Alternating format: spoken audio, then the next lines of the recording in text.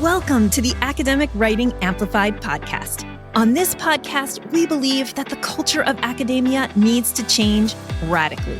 Women and non-binary people are revolutionizing academia within institutions that were not built for us. If you're ready to reject the culture of overwork, kick guilt and overwhelm to the curb, and amplify your voice to make a real impact on your field without breaking down or burning out, you're in the right place. With our team of experienced writing coaches as co-hosts, we'll share insights and talk to inspiring guests to bring you the practical strategies, systems, and mindset shifts you need to find time to write, publish work you love, and design your career on your terms. And it all starts with writing. Let's go. Hello, and welcome back to Academic Writing Amplified. This week, we have a real treat for you. So we decided to do some episodes featuring clients who have worked with us in our programs who we really think embody the scholar's voice spirit. So this week we have Coach Thea hosting an interview with Stacey Anderson. We are so excited about Stacey and just love her so much. And I can't wait for you to hear everything that she does that really embodies this vision for scholar's voice that we've been talking about since the beginning of January. Now, before we launch into the episode, I just wanted to remind you that last week on the podcast, I talked about how you can work with scholar's voice at your own institution. We are doing virtual retreats and we'll also come in person, depending on what your institution would like. And we are reaching out to you all, our faithful listeners, who maybe you've wanted to work with us in our programs, maybe you have worked with us in our program, and you would love to see us doing training, doing our magical coaching at your institution, either virtually or in person. Well, we have Scholar's Voice faculty retreats designed exactly for that. And we would love for you to put us in touch with the decision maker, with the key person who works with faculty development, or your dean, or your key decision maker in admin who can hire us to come to your campus and give our retreat. Again, virtually or in person. We are so excited to have already signed up 3 universities for this virtual Scholar's Voice faculty development retreat. It's a one-day retreat, all online, and we would just love to collaborate with your university. So last week I talked all about it, but very simply, you can reach out to us at support@scholarsvoice.org and let us know that you're interested in bringing us to your campus. You can send an email to the decision maker and copy us, and we can do some follow-up for you. Either way, we just wanted you all to know that a great way to work with us is to bring us to your campus. So without any further ado, here is Thea's interview with Stacey Anderson. Hi, everyone. Welcome to Scholar's Voice. This is Thea Rossellis, and today I have the absolute delight, honor, and privilege of chatting with Stacey Anderson, who's you've been our client for a while, Stacey, and when we were thinking about clients that kind of speak to the Scholar's Voice values and vision and the experience of our programs, you absolutely came to mind, of course. So you're in for a treat today, our listeners and friends. Stacey, why don't you introduce yourself? Tell us a little bit about yourself. Oh, thank you. I'm already overwhelmed by that warm welcome. So I am an associate professor of English at California State University, Channel Islands, and I also work in faculty development. And I recently became interim chair of the English department as well. You were holding that on. I didn't mean to surprise you. I just realized I forgot to tell you. That's fantastic news. Congratulations. Thank you. Yes. We've been talking about that for a while, right? In our Yes. coaching. So congratulations, and congratulations to your department. That's fantastic news. Yes. Oh my gosh. So you just sprung that on me. I'm like, yay. So Stacey, tell us about how you came to our programs. Like, what was happening in your life? What was it that you were hoping to kind of address or grow into through our programs? The long backstory, short version of it is that I was a lecturer for a really long time before I joined the tenure track. So I've been in higher ed teaching since 1995. And I've been at my current institution since 2005 as a full-time lecturer until I had the opportunity to join the tenure track in 2016. And then I went up for early tenure. So I submitted my file in the fall of 2020. And then I completed the process and earned early tenure and promotion in the spring of 2021. And during that time, my journey towards the tenure track was kind of a similar process to the journey that people have when they go from assistant professor to associate professor. Because I had been in my institution for so long, and because I had been so embedded across the campus, I quickly got drawn into a lot of service. And I'm a very service-oriented person. That's just kind of my nature. So with that, I had kind of a journey, earning tenure, really having to learn how to situate everything, all of the service obligations, teaching, prioritizing scholarship, and not all the things that Scholar's Voice emphasizes, and also kind of not losing myself in the process. So I got to a good place. I went from feeling, will I get tenure and promotion, to going up early, which was super exciting and validating. And it really validated my time as a lecturer as well. And non-tenure track faculty are such a major part of our educational experience. And I feel really blessed and fortunate that I had the opportunity to go to the tenure track, but I want to make sure that the experience of non-tenure track faculty really is identified as integral to the institution and not ancillary. So with that, once I became tenured, I was excited to have the opportunity to do more advocacy for our non-tenure track faculty and to being able to be involved in conversations that with more of a sense of power and authority. But I also, again, found myself getting drawn into service a lot in the way that happens. You can do all these things once you're tenured. And so that happened for me. So I found myself in the fall of 2021, again, just kind of, everybody wants you, right?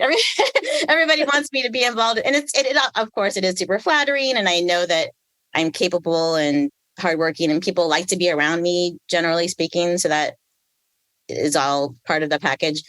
We were all still very much remote during this time. So sometimes that made a lot of things that were labor intensive. It wasn't always obvious how labor intensive they would be. And I don't think we even knew then how completely burnout we would get. Yes. So I have some really supportive women friends in my program and in my institution. And one of them forwarded me the podcast. And it was really the podcast that promotes Elevate. And she said, are you aware of this? Have you seen this? And so I wrote back right away and I said, no, but I just subscribed. And I said, I feel so seen.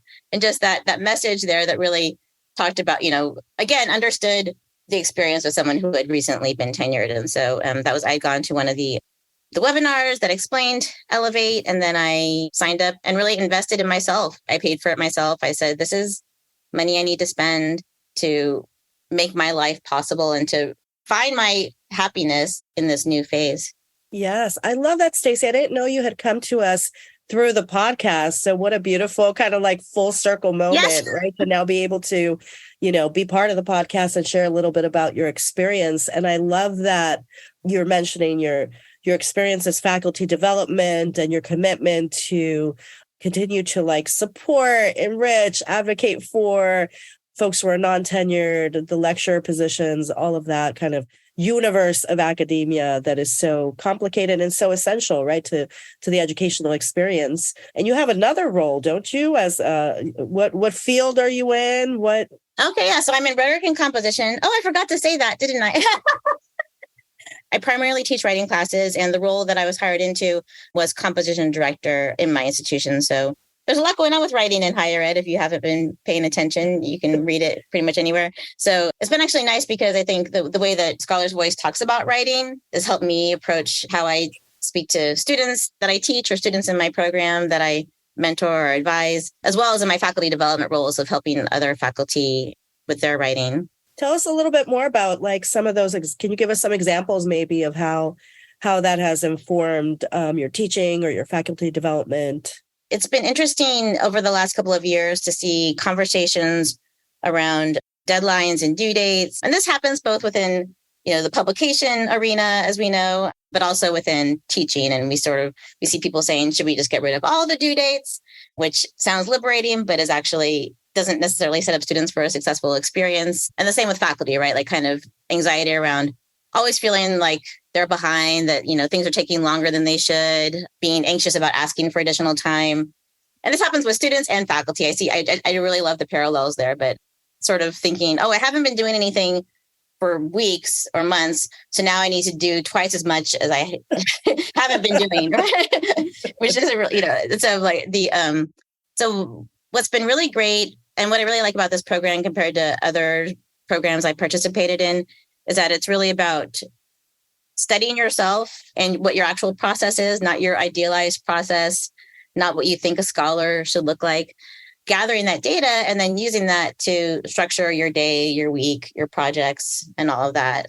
And kind of trusting, like knowing that it's worked in the past, that, you've gone through the ups and downs and the emotions and self-doubts, and that you can do it. And it's just a matter of getting outside of, one's head. And so what's been great for me, and I understand that I'm in a privileged position with my role, that I can sort of take this attitude with my students, but I've really been doing this with students as well. And, when students say, well, you probably saw I didn't turn this in, or I was late on this. And really, the main reason I have due dates in my courses now is that I do want to provide a structure where students can be successful, and also that they can engage with each other.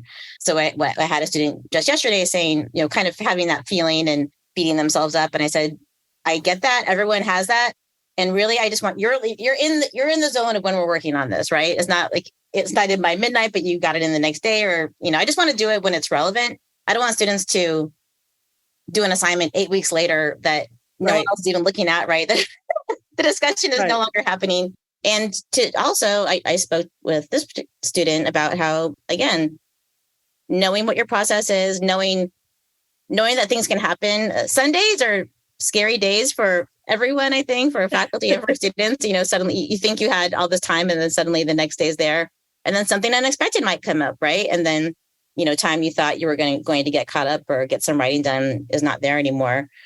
I know it's so hard for students, and it's so hard for faculty, especially pre-tenure faculty, to not place these expectations on themselves and not just feel good about what they've already done. It's hard to just really celebrate where you are. And, so it's just, I've really tried to just present that. That's just how I present myself with students and with faculty. And, yes, okay, this came up, but now we have an opportunity to let's join this writing group, or, let's just get together and write for half an hour and get something that gets you back into the mix. Yeah. Helps awaken. Yes. I love that you're pointing out the parallels between the process that students go through, right, that you get to experience as a writing instructor, and then the process that the faculty and academics go through, because there's those layers of anxiety and the layers of the self-doubt. There's the imposter talk, and just the idea that there's this idealized process, right, that writing should conform to, when in actuality, it's so much more complex and rich and sometimes frustrating and intangible, right? So I love that informs your practice both with faculty and with students, because that's so real. I think we lose sight of that, right? That students are also kind of learning this practice along with us. Can you talk to us, Stacey, about your experience? You said you came into Elevate and, you did that, and talk to us about the programs that you've been a part of with us and how that has made an impact on your career so far. Yeah, so Elevate, I began in January of 2022. So I launched with the writing retreat in January. And that was really powerful. And that was the time too. The writing retreat always happens kind of as my institution is getting back into gear. And so it's a great opportunity to kind of, how do I carve out time for this? Which I know that it's important. Like my institution wants us to be active scholars. We actually have the phrase scholar teacher as opposed to teacher scholar that most people have heard. So that was my first kind of taste of how do I work this program into my actual lived life. And the retreat was really cool, great exposure to both the coaches in the program as well as some of our outside coaches. I have a lot of materials that I still go back to from that. And I did get to connect with other participants and to meet the Elevate cohort. And I have such an affection for that cohort. And it's fun. I saw a bunch of them at the retreat this past January, a year later. And it's really amazing. Like I've been part of many groups where people are supporting each other and, particularly women supporting other women and the people that have shared experiences that are coming from different places. But I've never had the experience of so much honesty and vulnerability and compassion, like compassion for people that you would not have otherwise overlapped with. You're not in the same discipline, don't live in the same state or continent. and Right. and people are at different stages. It's funny. I keep saying, I think I'm the oldest person in the program. I'm not sure, but I feel like I'm seeing people that are negotiating different stages of child raising that I am no longer dealing with. My son is 20 now, so still parenting, but it's very different from the ones who are, running around, carting kids, trying to, and also navigate pandemic parenthood. It was just really all the opportunities to connect with other participants through both the retreat and then the monthly group coaching calls, as well as the individual coaching calls, which I still pay for and participate in individual coaching calls as well, now that Elevate has concluded and I'm in the alumni program, which is now called SOAR. And so I'll see the same people but then also new people. But I think because we've all been going, I feel like I was kind of a late bird, like a late addition to coming in to Elevate. Like other people have come in through Amplify or Navigate. And so I kind of learned from what they would share. They'd say, oh, well, in Amplify, we did this, or at Navigate. And seeing that everyone's kind of gone through similar curricula, even if they were in different programs. And so without making it sound like, some sort of group thing, because it's definitely not, but it just, people have kind of a shared, like if you're doing this, like you want to be there and that you're going to get the support that's going to help you. And people really, and really what's been interesting is that I think I didn't really do the momentum calls my first, like throughout Elevate. I kind of I wasn't, probably also because of the way I came into the program. But then as I started doing those, I was, wow, these are really great too. And then I start to see some of the same people, but then new people. And so it really feels like kind of like a salon or coffee house or something where people are coming in. That's really the nicest thing I do on Zoom. Like, I love that. The nicest thing, that should be our new tagline, right? Yes. The nicest thing you'll do on Zoom. Very much so. That's awesome. And so going through Elevate and then going through the alumni program, talk to us about you said about how you wanted to really build it into your life and be very intentional from the get-go, right? Because you kind of had to, just in terms of scheduling. So how did this start to impact your career and your mindset? Mm-hmm. Tell us a little bit about that, because I saw part of the transformation from the coach's perspective. So I'd love to hear what your experience of it was. Right away, it helped me. I was putting meetings and so forth into my calendar and really building my calendar around that. And I became much more deliberate about my calendar is kind of my, I don't know, guiding force. There's probably a better word, but I really look to my calendar as the place that I can protect my time and allocate my time. Because if there's ever a time where maybe I haven't blocked out my calendar for something and then something else comes in, or if I'm even learning to put in buffer time between activities. And so really being more deliberate about where I spend my time. Yes. And because of this program, I don't check my email until 8:00 in the morning after I've done the other things I need to do for my day, not doing the mindless email checks. Don't check your email if you can't deal with it, is what I've learned from this program. So, and really prioritizing, there are other things where I've definitely said I'm not available because I have a coaching call then, either a group coaching call or the individual ones, the one-on-ones. But then really beyond that, I actually found myself, as much as I was trying to be deliberate about not being super busy, I again got subsumed to something that became very time consuming in the spring of 2022. But I was able to go through it with a mindset that I was building through the program. And so it helped me be more to step back and to recognize, like, wow, this is how I feel when I'm super overscheduled. And this is how poorly I sleep when I have to wake up and deal, just have this. And also, I think this past year, we've seen how shorthanded a lot of institutions are. And so not even having the resources, other people to help out with things that normally would have been available. And so just feeling that, like for me, like the scarcity mindset is something that comes up a lot in the program. And recognizing that really the scarcity was external. It wasn't what I was capable of, because I could just keep digging in and there was some font of energy that would come. But being aware of that and kind of understanding, like, I could give and give and give, and it's not going to stop. And so how do I make choices going forward that help me be more mindful of how I'm spending my time and my energy? And I think really from that point out, it's been easier to to see a sense of myself that isn't just my job, which I know these things, they all sound like cliches, but I don't know what happened. I always tell people like, I know I used to be a much lazier person. And then somewhere I find that hard to imagine. I know.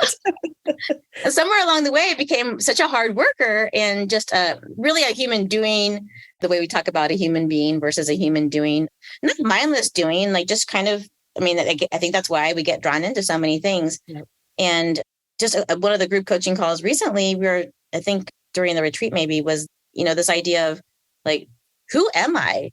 Like, who am I if I'm not this person who is just constantly on the go? Like everyone just knows that Stacey's busy. Stacey's doing a million things. I do get a lot of affirmation when people say, oh, I see your name everywhere, or you seem to be involved in all these, that people appreciate that. And people that I care about appreciate it, which matters to me.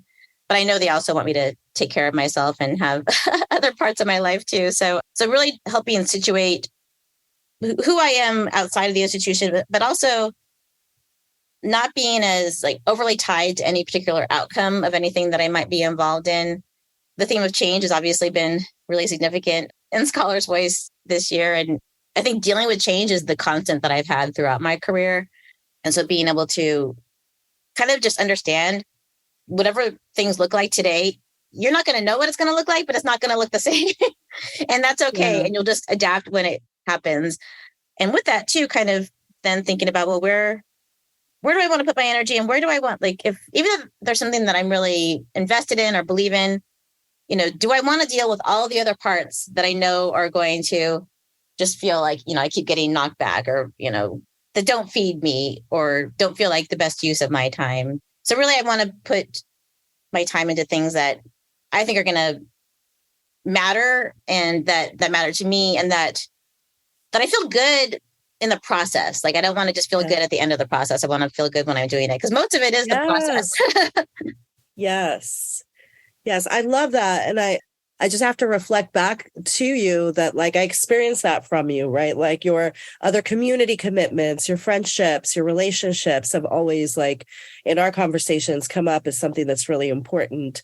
And I appreciate that idea that, like, we don't just want to, like, suck it up, buttercup, and then at the end enjoy something, but like really being able to be present and aligned and just enjoy the process. Not that everything is going to be like frolicking through a field of wildflowers like every single day, but like if it feels miserable every step of the way, then there's a problem, right? And that we deserve to feel good about our careers, I think is already a mindset shift, even when there is external scarcity and internal ideas about scarcity. Like, we can't just like set ourselves on fire to warm the world kind of thing. Oh my right? gosh, that's perfect. It's not mine. I don't remember who said it originally, but it's like such an apt metaphor, right? Like, absolutely. Even if there is scarcity, we can't be the ones like standing in the gap for everything. And that idea that like enjoying the process and being aligned and authentic with our sense of purpose is so important.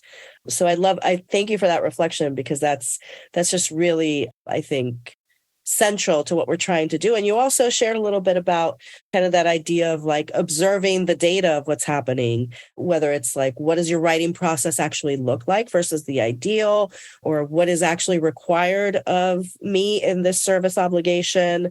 Is it what I want?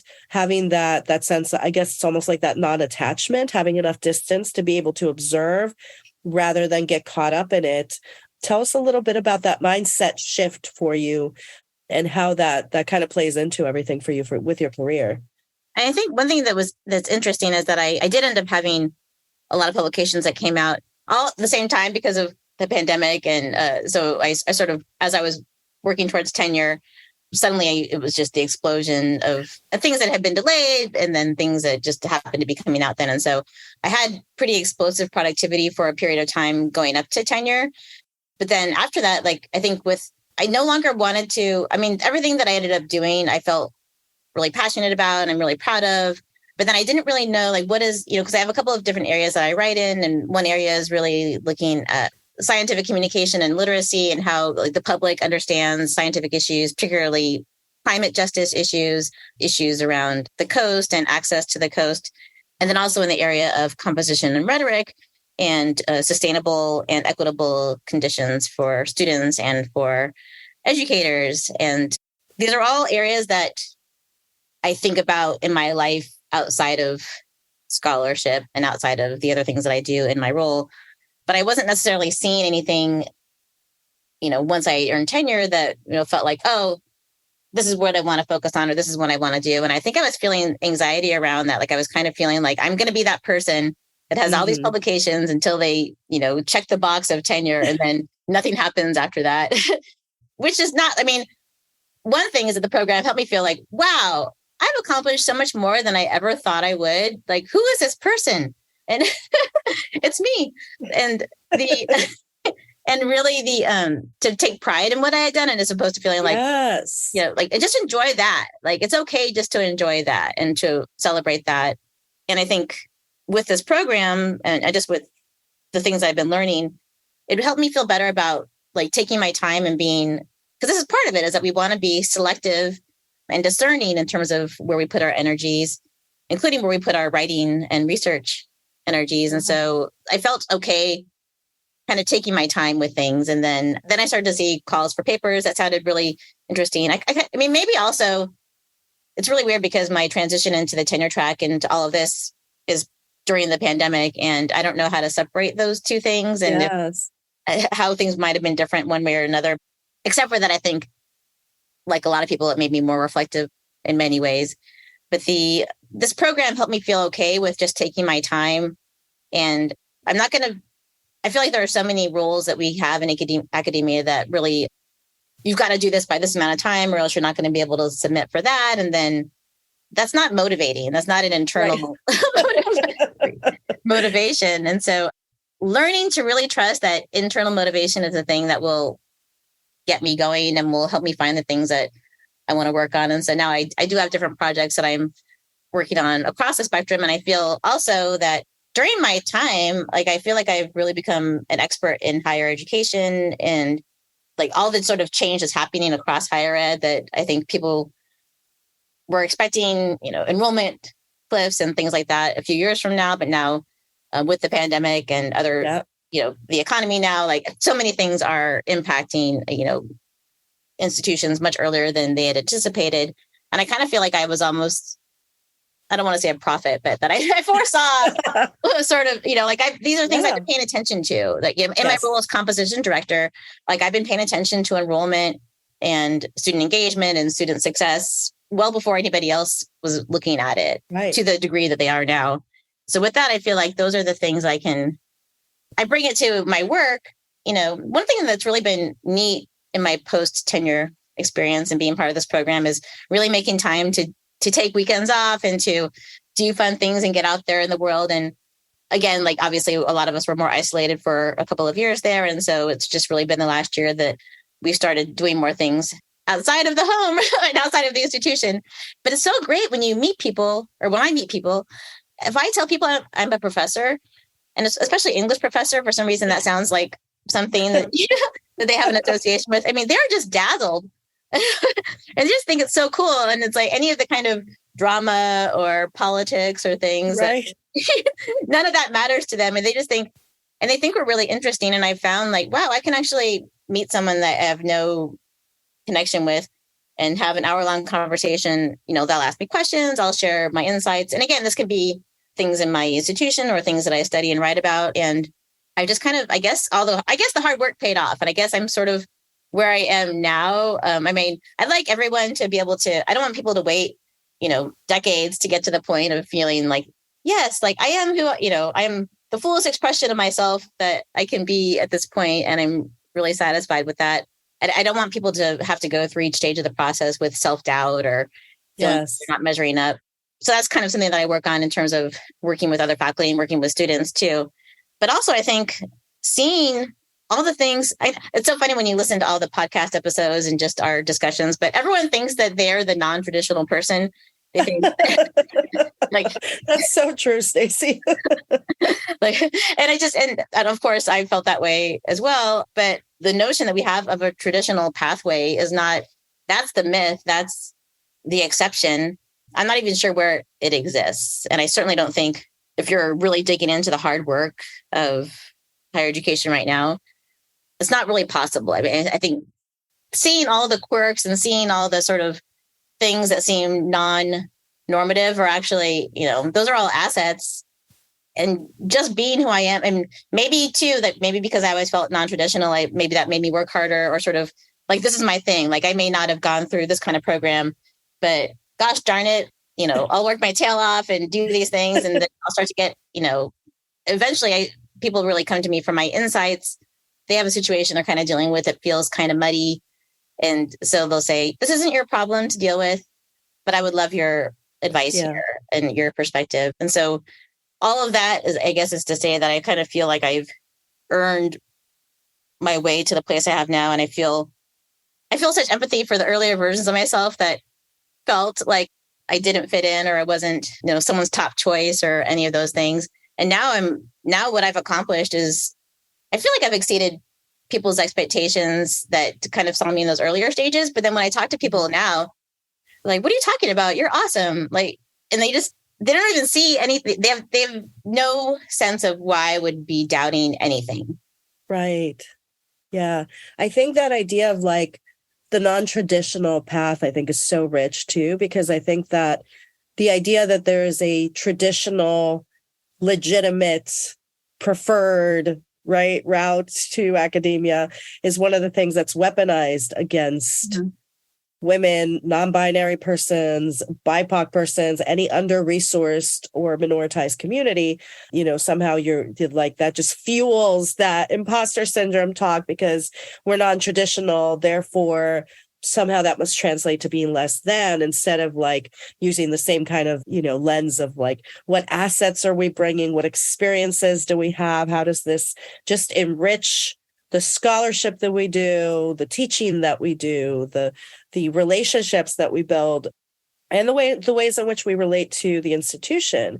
Because your ability to prophetically see what was coming with all the changes in in higher learning in general, right, are partly informed because the journey that you've had, right, and you've had, you're still attentive to those non-traditional pathways and supportive of the non-traditional pathways. So I think that's really rich insight. And I think it's also a lot of folks, like you said, a lot of folks that come into our programs have had journeys that either, for one reason or another, either are or feel untraditional or somehow less legitimate to people. So I love that.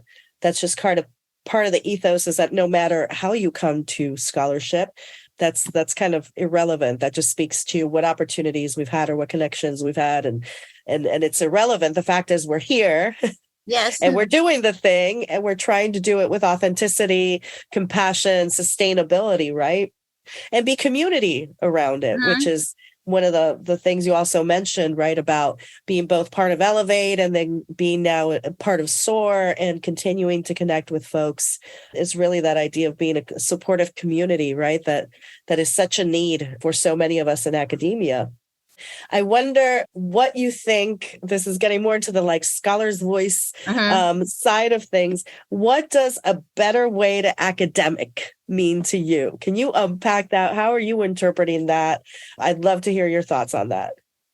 Yeah, I think one of the things that's been really powerful is this idea that simply being who we are, like simply being who I am and being like showing up like in the ways that matter, in all the ways that matter, and the presence that I bring, like that is a gift and an opportunity for others. Like simply, I mean, this sounds really, I'm quoting the program, like I didn't make this up, but I know it sounds kind of like, you're lucky just to be in the same room with me.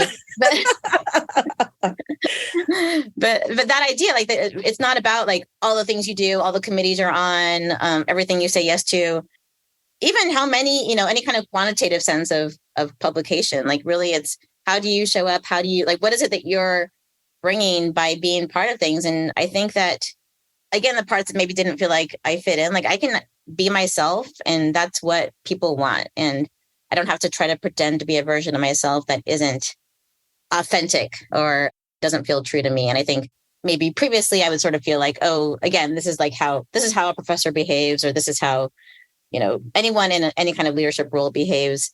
and you have to sort of put the rest of yourself, somewhere else, right? And and I think that, obviously, I think we've seen more conversations around this and around the fact that institutions, they claim to be inclusive, but there's a long way to go to actually get there.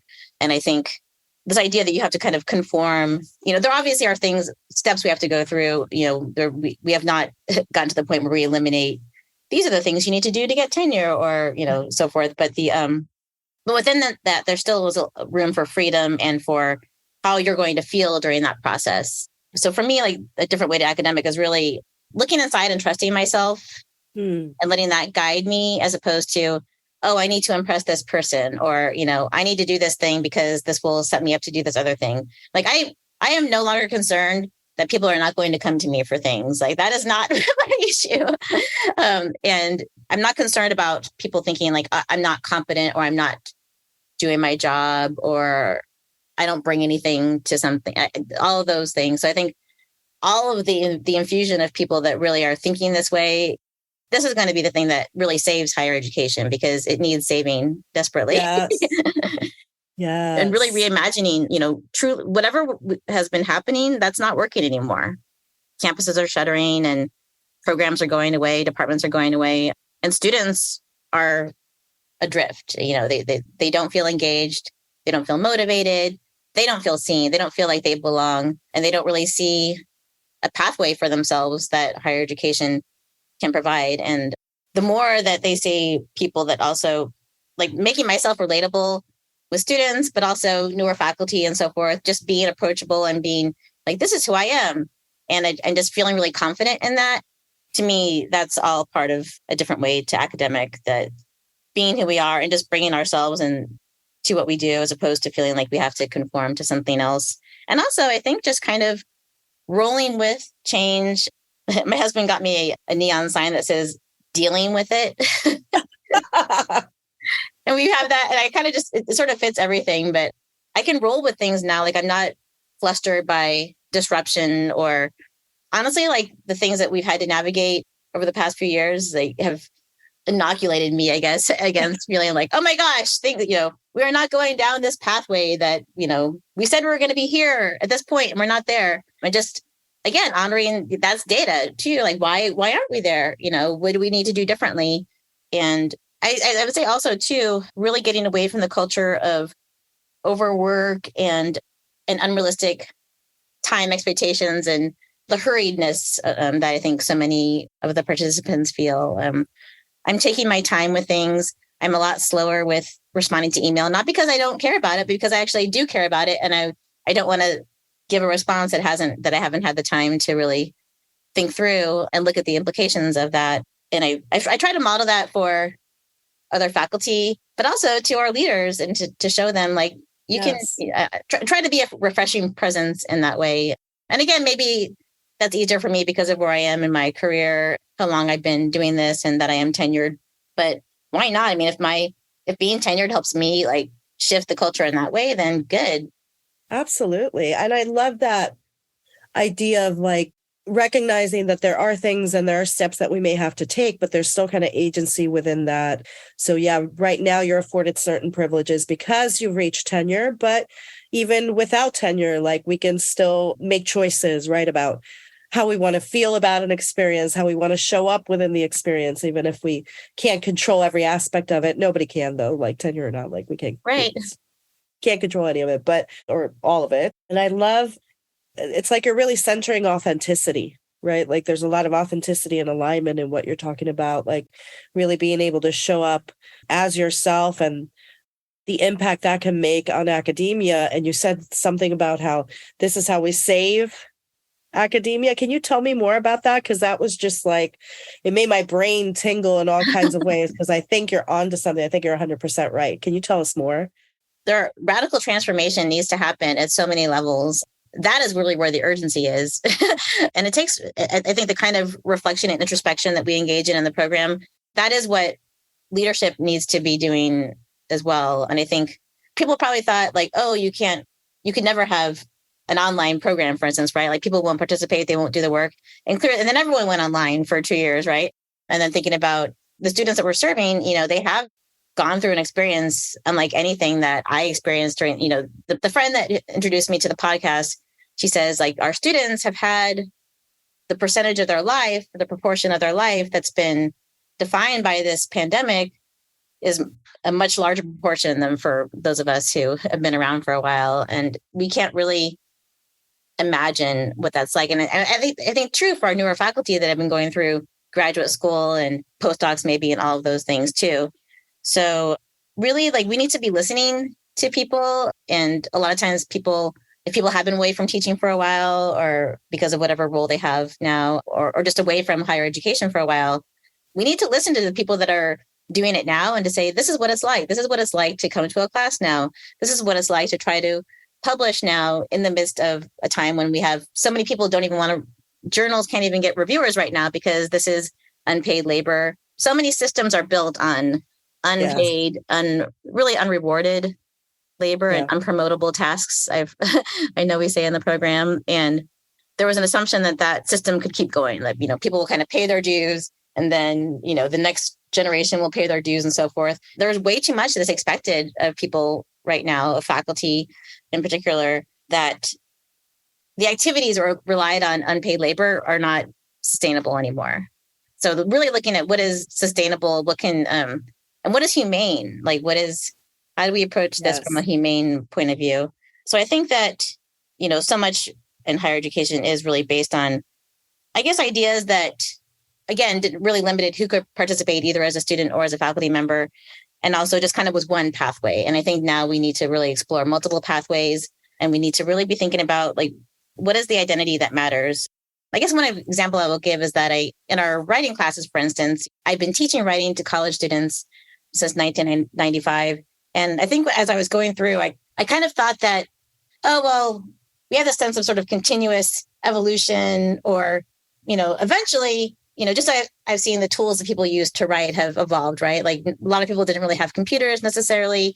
Now everyone has some sort of electronic device practically.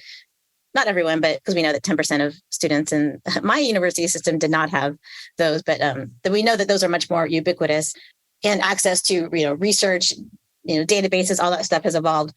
But really what writing looks like in the writing classes, say for our first year students, is very different than it was, even 5 years ago.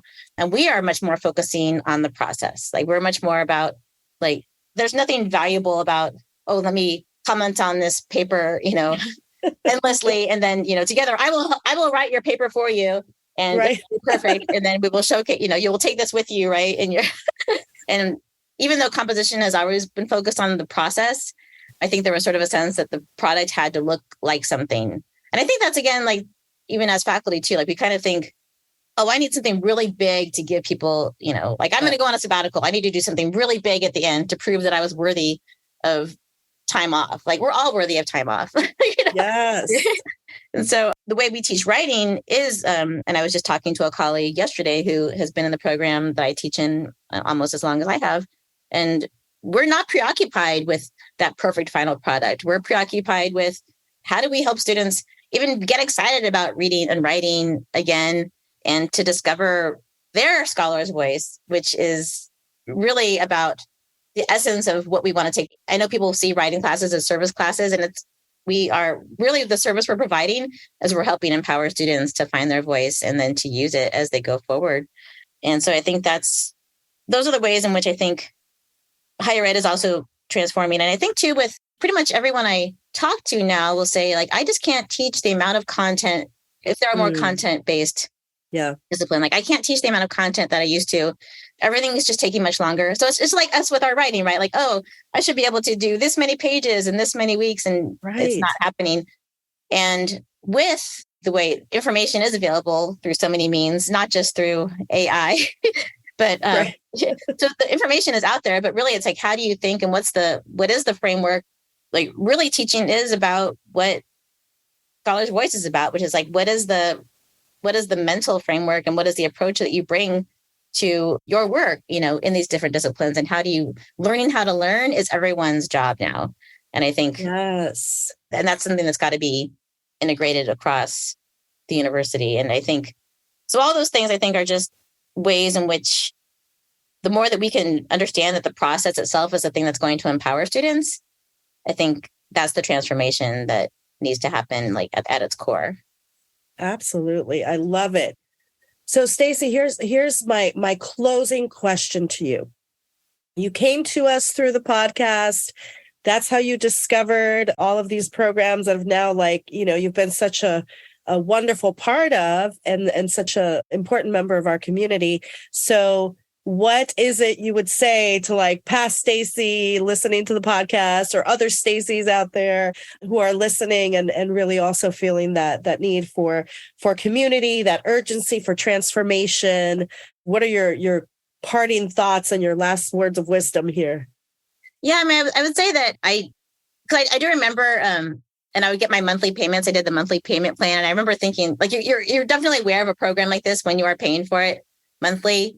And so, but knowing when I was doing that, I was glad I made that choice. And I knew it was not a risk, but I knew it was an investment. But, there are lots of things we invest in, our time, our energy, and that notion of sunk costs came up in a recent Momentum call. It's like sometimes we put money into something or we put time or energy into something and then it's not what we want it to be. And then we have regret. And I never had buyer's remorse over this. I felt, in fact, paying for it every month, it sounds really silly, but it kind of reminded me like, wow, I made this choice and I budgeted for this and I'm so glad I did. And I don't regret that for a second.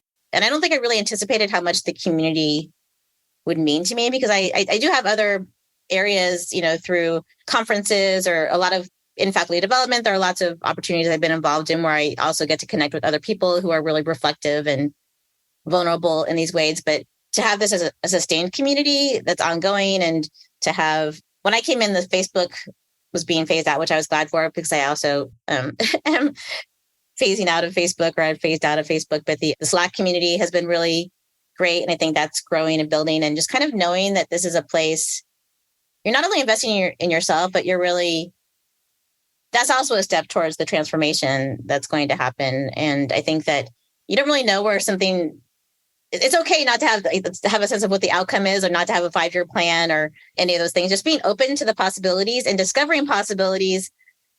People often say like, oh, we don't know the jobs that will happen, that will be available 5 years from now or 10 years from now. And I don't know the possibilities for myself that will be available in any of these timeframes. Like I never would have thought I'd be where I am now. And I really want to be here. That's one thing I should say is that because chair is not a role that a lot of people avoid, a role like chair. And you have been really helpful in helping me see that this fits me. Like it's okay to want to do something that other people totally don't want to do. Yes. And so, and then to be able to, and then knowing, as I have said to you and to other coaches is like knowing that being involved in this program is going to help me continue to thrive in this new role. That's amazing. Stacey, thank you so much for taking this time to chat with us about your experience. Thank you for showing up as you always do with so much kindness and generosity. And know that we wish you all the success in the world. I'm so excited for all the roles that you have now and all the ways in which you are helping to just transform this weird place that we're all part of. And, happy writing to you, Stacey. Thank you. Thank you. Thank you so much for spending your valuable time supporting yourself and your writing by listening to this episode. If you like what you heard today, the best way to say thank you is to hop on over to Apple iTunes and write an honest review. The more reviews, the more amazing academic women and non-binary people will find this podcast. So go write one now.